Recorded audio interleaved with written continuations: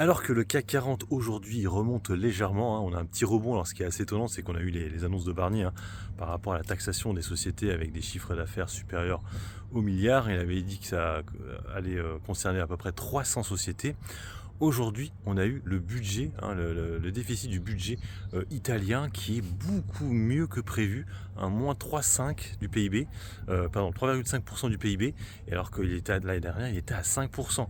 Hein, donc il était un peu comme nous, hein, il était un peu moins pire que nous, et on voit que Mélanie finalement elle a vachement redressé le pays, avec déjà on a vu une immigration qui a beaucoup chuté, hein, moins 65%, hein, et surtout quand on compare, hein, l'indice italien, hein, le FTSE MIB, je crois qu'on est à 25% de hausse à peu près, avec notre CAC 40 à nous qui fait du surplace, hein. Ça veut dire que là sur l'année on n'a pas gagné grand chose, je crois même qu'on a perdu, hein. Donc c'est vrai que on voit que finalement là, bon, alors effectivement, Mélanie, hein, c'est l'extrême droite, hein, c'est clair et net, mais on voit que, ben, économiquement parlant, ça n'a pas vraiment posé problème.